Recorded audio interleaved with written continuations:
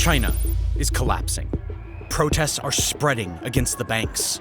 People are getting sick of the government's incompetence. And life under the CCP has escalated to such horrible levels that Chinese people are leaving the country in numbers. 坐车、走路、坐飞机过来。 I have gone through a lot of difficulties to come to America. What do you make of the surge? What kind of context can you give us? It's tough. It's really hard to put in context because China's huge. 他不允许我有 My family doesn't agree me to be a Christian, and also the country is not allow us to be a Christian. In most of China's major cities, visa offices are swamped as business leaders, students, activists, and families are packing up and leaving China. Between the declining economic situation, the terrible population crisis, and the unending iron rule of the CCP, the country is a mess. Many are now escaping before conditions worsen, seeking asylum in the West. But it's not that easy. With the CCP's power growing, China has become a surveillance state, where more often than not, it feels like you're being watched 24/7, even when you're trying to escape. This has added to the civil unrest and has created quite the situation for us to unpack. So let's get started on it. So, first off, what's all this about collapse coming China's way? Well, for the first time in a long time, China is simultaneously under pressure from various directions. Its many problems are threatening to tear the country apart. On one hand, we have the population issue that's gripping Beijing. Birth rates are falling in China as families choose to have fewer children, primarily due to the high cost of living and tough job prospects. The shift is a red flag because it means fewer young people are entering the workforce, which, as you can imagine, directly impacts the economy. With fewer workers, it's harder to keep things running smoothly. At the same time, the number of elderly people needing care keeps growing, adding pressure to the healthcare system and pension plans. You see, an aging population is a significant challenge for China. As more seniors need medical care and support, the government faces increasing costs. Fewer young people mean fewer tax contributions, which makes it harder to fund essential services. The situation is putting China in a tough spot, especially as many of its young people are leaving the country in search of better opportunities. With both low birth rates and high immigration, maintaining a strong workforce becomes a serious challenge. Its absence creates a problem for China's economy, which on its own is already having quite the difficult time. China, once praised for its booming industrial growth and strong exports, now finds itself battling with massive debt. The country's debt across the government, businesses, and local authorities has reached around 300% of its GDP, amounting to nearly $40 trillion. On top of this, the property market, once a key economic driver, has lost about $2 trillion in value between 2021 and 2023. This enormous debt is stretching financial institutions thin and eroding public trust in the economy. That's why the CCP has to turn to the one thing it knows best: lying to its population and the world. Just recently, China stopped publishing its economic data. The CCP has also doubled down on censorship in the country. People's posts about economic hardship and job losses are now being censored by officials. And out of the country, China has continued to downvote any video that exposes the CCP's lies.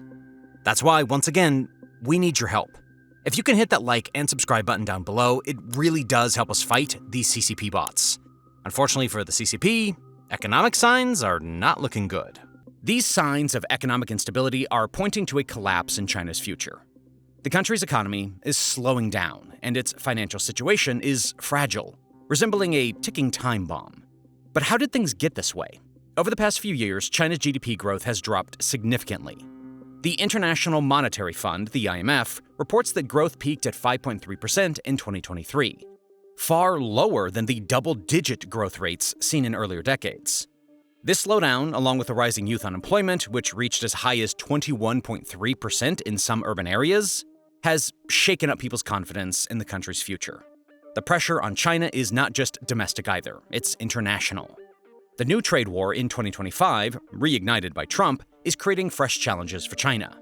The US has imposed higher tariffs on Chinese goods, which are squeezing China's export-driven economy. In response, China has retaliated with its own tariffs, targeting US agriculture and tech products. This back and forth is disrupting global supply chains and increasing costs for businesses in both countries. For China, the added pressure comes at a time when its economy is already grappling with high debt and slowing growth, making the situation even more precarious.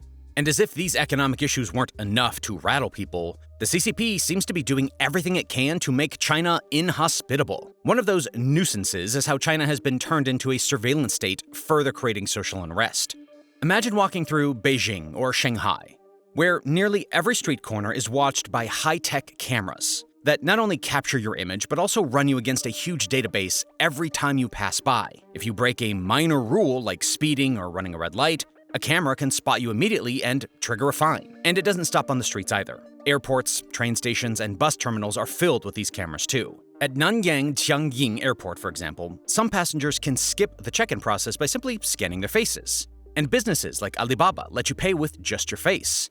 This setup makes daily life very convenient, but it also means that privacy is becoming rare. It's a bit scary to think that every move you make might be tracked. I know what some of you are thinking. Well, every modern country, including the US and the UK, have heavy surveillance too. Well, you're both right and wrong.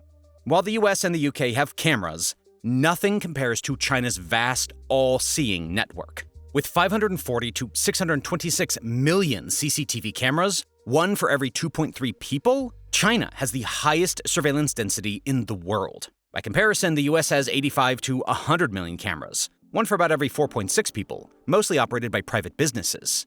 The UK has 5.2 million cameras, around one for every 13 people, making it Europe's most surveilled country.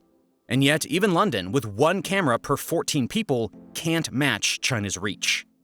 Every action is recorded, analyzed, and stored. It makes you wonder how much freedom you have when every step you take is being watched. The CCP has put together powerful systems in areas like Xinjiang to gather data from people's faces and their behavior. The goal is to know everything about everyone. In Xinjiang, in northwestern China, 13 million Turkic Muslims are already enduring extraordinary suppression at the hands of the Chinese government. Authorities there are building a surveillance state to be able to track their every move. Every 200 meters would have a police checkpoint. If you're Uyghur, they stop you. They would just say, "Where's your ID? I want to check your ID." They would punch in the ID number and then they would see everything about you. One tool at the heart of Xinjiang's surveillance system is the IJOP, or the Integrated Joint Operations Platform.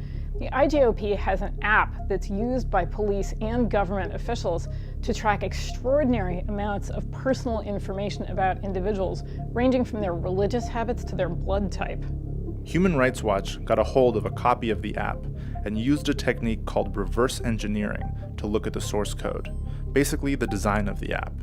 This is what it looks like when an officer pulls up an individual's profile. They enter the person's name, ID number, ethnicity, and then the officer takes a photo of the person's ID card to see if that matches the person's face. As you scroll, you see more information is being collected from the person, including their address, how tall they are, their blood type, their educational level, their occupation, their political affiliation, information about their car. The list goes on. The information from the app feeds into a central system and combines with information from other surveillance systems, including CCTV cameras that rely on facial recognition software, and even Wi-Fi sniffers that are used as people walk through checkpoints to pull information off their phones. This system can mark someone as suspicious based on little more than how they move or act. This means that some people are targeted more than others, and that can lead to even more intense surveillance or even detention. How much freedom can a person really have in the face of such systems? Then there's Skynet, a system that sounds like it came out of a science fiction movie. This system scans the entire population in under a second with 99.8% accuracy, ensuring almost no movement goes unnoticed. This makes it possible for the government and law enforcement to keep an eye on everyone all the time. Another project, called the Sharp Eyes program, extends this intense surveillance level even into rural areas. Started in 2018, this program aims to install cameras in every village in China. So whether you're in a big city or a small town, the government's watchful eye is never far away. The web of surveillance is not just about catching criminals or keeping the public safe, as the government might say. Many citizens are starting to feel like they have no room for privacy anymore. It's like living in a fishbowl, where every action is recorded and no one can hide. As a result, more and more people are considering leaving China. They want to live in places where they are not under constant surveillance. This desire for freedom and privacy is fueling an exodus of citizens. They are asking themselves, is this the kind of life I want to live? When every moment is monitored, it takes away the simple pleasure of just being a regular person. Taking an even closer look at the CCP's control of its people reveals a system that analyzes every action, turning daily life into a high-stakes test of loyalty. This system is the social credit system. It was built, supposedly, to reward loyalty and punish dissent. It does this by tracking every action of its citizens and rewarding those who obey with points, while punishing those who disagree with the system by deducting points.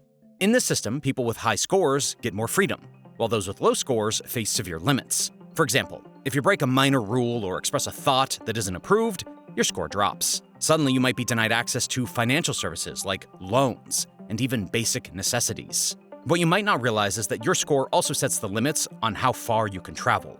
When citizens have low scores, they can be blocked from taking flights or riding high-speed trains.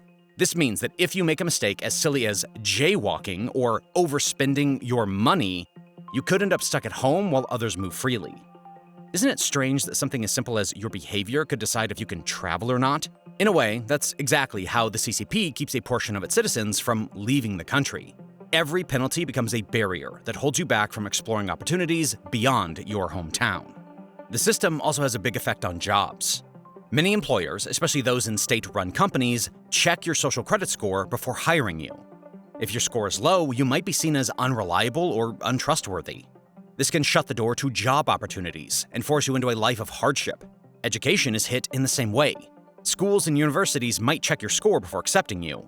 A low score can mean you miss out on a chance to study and build a future.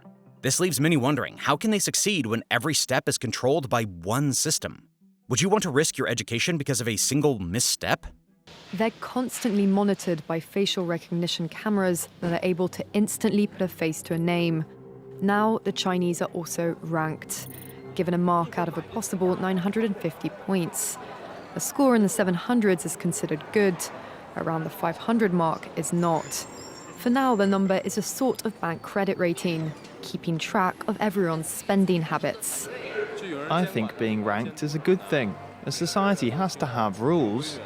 It forces us to be well-behaved. It may seem scary, but it's just like that here. We're used to it, and anyway, we don't have a choice. By using the most data possible, the so-called big data, the system will play an important role in rebuilding a moral society. The Supreme Court has created a blacklist for so-called bad citizens, those whose ratings have dropped to zero. On it are companies, but also 23 million people to date. Among them is this journalist Liu Hu. He got a little too close to uncovering corruption among high-profile party members. After being sued for defamation by the subject of a story he'd written, he was blacklisted. He only realized when he tried to buy a train ticket and was told he was banned from traveling. One striking example of the system's harshness is the case of Deng Yuan, a journalist who wrote articles that questioned the CCP.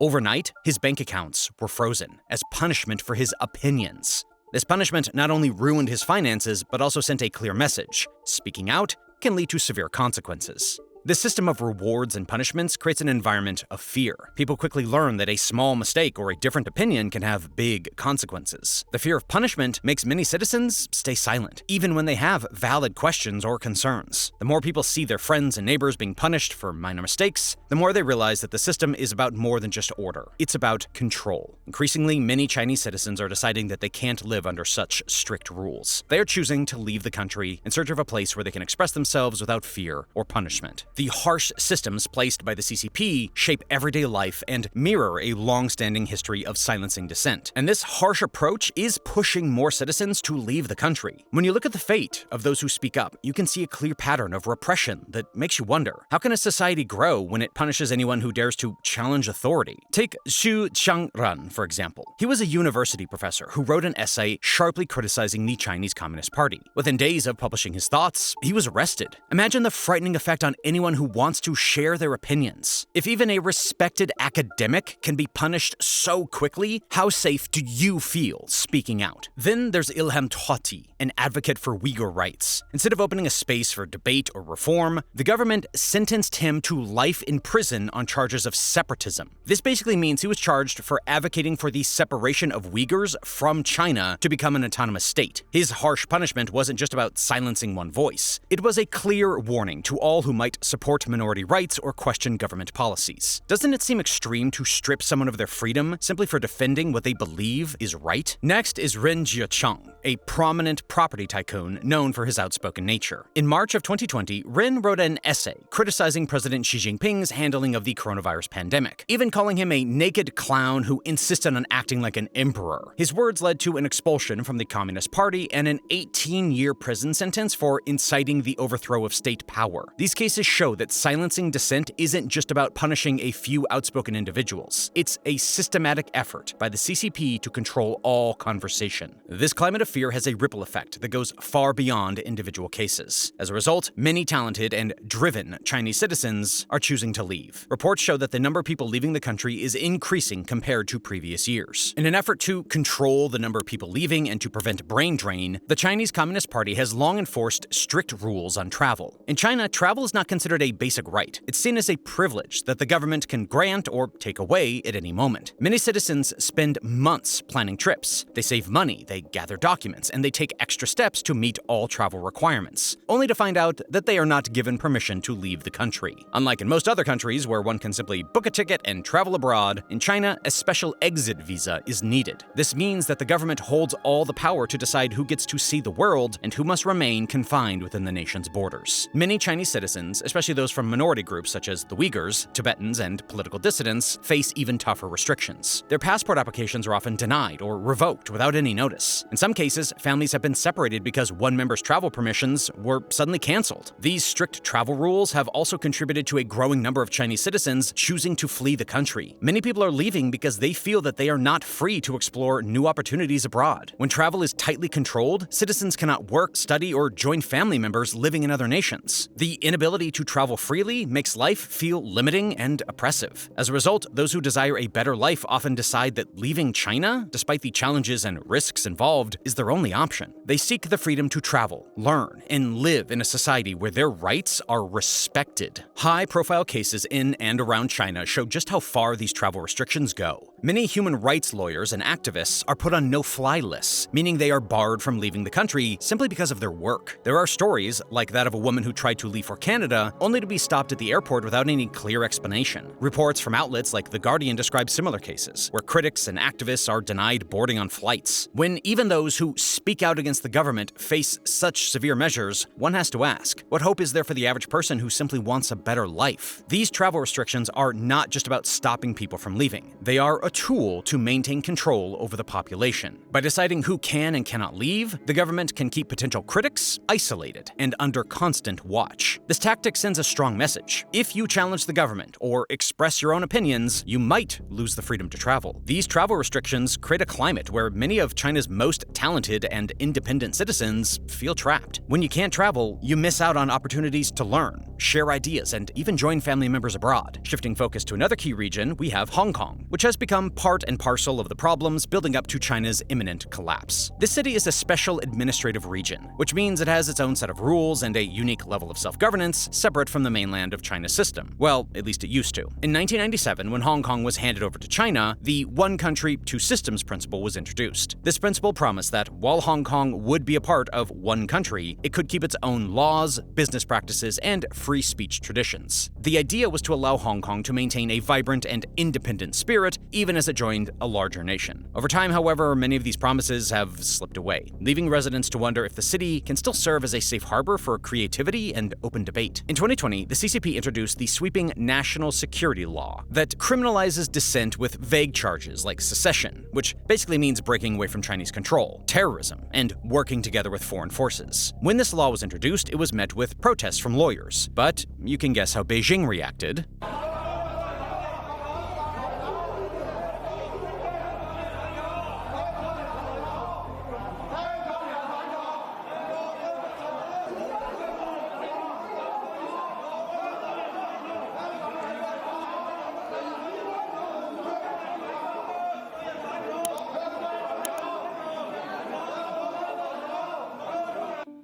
不断健全完善中国特色社会决定草案的说明，切实防范、制止和惩治发生在香港特别行政区内的任何分裂国家、颠覆国家政权、组织实施恐怖活动等严重危害国家安全的行为，以及外国和境外势力干预香港特别行政区事务的活动。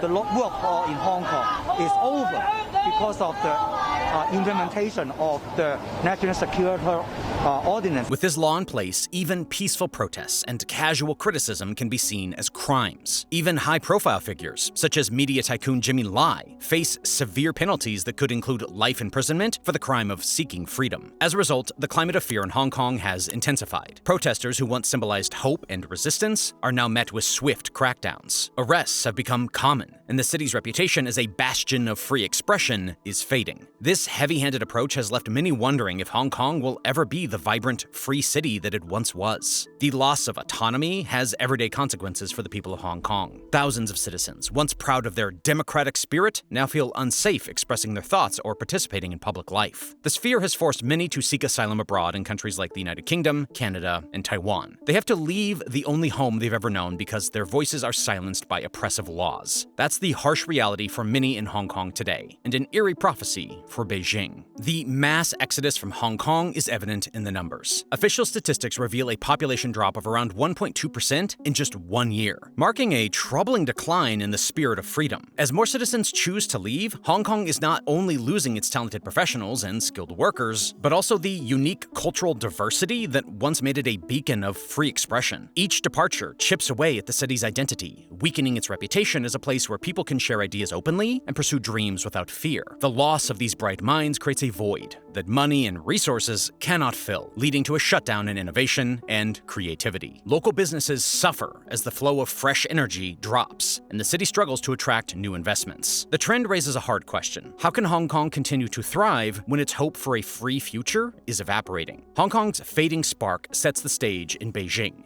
as more and more Chinese citizens are leaving their homeland. Many wonder if this mass exodus signals the beginning of China's collapse amidst its many problems. Recent data shows a significant increase in visa applications and approvals to countries like the United States, Canada, Australia, and Taiwan. One reason for this exodus is the promise of better economic opportunities. The US and Canada have diverse economies with robust job markets and strong educational systems. Australia offers a high quality of life, while Taiwan is known for its welcoming environment and respect for personal freedoms. Many Chinese citizens feel that their home country no longer provides the opportunities or freedoms that they once enjoyed. China's strict laws, including the travel rules and limits on free speech, make everyday life very tough, pushing many to leave and search for a better, freer future. As we mentioned earlier, many citizens in China increasingly feel that their government's tight grip on free expression, increased surveillance, and censorship makes it hard to live without fear. Recent studies show that over 70% of people in some urban areas believe political controls are too strict, and nearly 50% think these restrictions will limit their personal and professional growth. This oppressive atmosphere has especially hit intellectuals and business professionals. Many of these individuals thrive on open discussion and innovation. As freedoms shrink, they are forced to look elsewhere for opportunities where they can use their skills and ideas. This trend contributes to what experts call a brain drain. Some estimates suggest that up to 10% of China's top talent has left the country in the past decade. Isn't it alarming to think that a nation could lose a significant part of its human capital? The journey of these citizens isn't without challenges. Many who leave China soon find that starting life in a new country comes with many unexpected difficulties. Once they leave their home country, they often face cultural barriers in their new homes. Learning a new language, adjusting to different social norms, and getting used to unfamiliar traditions can feel overwhelming. In fact, surveys reveal that nearly 60% of new immigrants struggle with language barriers, and more than 40% have a hard time fitting into a new cultural environment. Even simple tasks, such as ordering food or shopping for clothes, can become confusing when you are not familiar with local customs. For those who take the brave step of leaving China, a new set of challenges arises after crossing the border. Building a new life in another country is not an easy task. Countries that seem like safe havens also have their own pressures. Many of these nations face political tensions and tighter border controls, which make it harder for immigrants to secure asylum or settle down peacefully. On top of that, even if a country offers refuge, it may already be struggling with its own issues and may not be ready to welcome a large number of newcomers at once. And Chinese immigrants often deal with government scrutiny even after they leave their home country. Some still face watchful eyes because of their past affiliations or political views. Despite these hurdles, many find that their skills and their work ethic, honed in one of the world's fastest growing economies, quickly proves valuable in sectors like technology, academics, and business. In places like Silicon Valley, Chinese professionals now make up to nearly 15% of the tech workforce, contributing significantly to innovation and progress. Nearly 20% of highly educated Chinese immigrants end up in jobs that don't match their skills. Then, some activists and dissidents flee to places like Taiwan, carrying both the fear of persecution and hope for a future where free speech is respected. So perhaps it's time to consider what would happen if China's problems keep getting worse. More specifically, what does China's collapse mean to the rest of the world? Well, as the world's second largest economy, China is very important in international trade and finance. A big economic downturn in internal Chinese markets could shake up global supply chains and change how everyday items, from electronics to clothing and household goods, are made and delivered. Financial experts say that a collapse could cause market ups and downs, with risk premiums increasing by as much as 20%. When a key piece of the world's economy falls apart, the effects spread quickly, affecting trade flows and investment decisions everywhere. With global supply chains being closely connected to China's massive manufacturing sector, even a short break in production can cause production costs to rise by 10 to 15% worldwide. I mean, think about it. If a delay in making products makes items more expensive in stores, or if products that were once easy to find suddenly become hard to get, everyday life for consumers and businesses is affected. Because the world economy is so tightly linked, a problem in one country quickly leads to bigger economic issues for everyone. Any weakness in China's production system sends shockwaves that affect everything from small neighborhood shops to large multinational corporations. The chance of a complete collapse in China brings even more uncertainty to the global financial system. Banks, investment funds, and other financial institutions might face a sudden increase in default risks and unexpected changes in the value of their assets. One of the major risks is China's real estate market, which has become a significant part of China's overall debt. When the property market shows sign of stress, it can lead to financial losses that affect both local and international investors. As markets adjust to these changes, investors may lose confidence, making it harder for companies to access the credit they need to grow. This financial instability can then spread to other parts of the global economy, potentially taking years to fully repair. As the possibility of a collapse in China grows, experts warn that we might also see long-term changes in the balance of power in international trade. For decades, China has been a manufacturing leader, and its role in global trade has been crucial. If China's economy fails, other growing economies might step in as the new manufacturing centers. The shift could change the world's political and economic scenes. New leaders in international trade might emerge, bringing fresh opportunities for innovation and cooperation. However, this transition period would also be marked by uncertainty. Investors and policymakers around the world would have to adapt to a new reality where old trade patterns no longer apply, and the global economic system might be forced to find a new balance. At the center of these economic problems are the everyday lives of millions of Chinese citizens who must rethink their futures. When jobs become scarce and public services begin to fail, families are hit hard. The personal cost of economic problems is enormous, often leading to social unrest and political instability. Many citizens, especially young people and skilled workers, see leaving the country as their only chance for a better life. As the rate of Chinese economic growth drops, and as problems in the property and manufacturing sectors worsen, the nation's economic base crumbles. These local market issues are not isolated. They have a domino effect on global supply chains and international trade. When one of the world's economic powerhouses starts to collapse, the effects ripple through every corner of the financial world. Businesses face the fear of rising costs, and consumers worry about paying more for everyday items. China's looming collapse carries global consequences that include disrupting trade, raising production costs, and fueling economic stress. As Chinese citizens flee, the country's talent pool shrinks, weakening industries and shaking financial markets. Investors and policymakers worldwide must brace for a shift where old trade systems no longer function, forcing businesses to adapt to new economic realities. The world watches anxiously as China's markets weaken, debt rises, and instability grows. With each passing day, the likelihood of a collapse increases, threatening to reshape global power structures. YouTube just dropped a mind-boggling announcement. It is paying creators $64 million per day. Why? Well, because YouTube doesn't have enough creators. That is why you see videos on your homepage that have less than 1,000 views, like this one.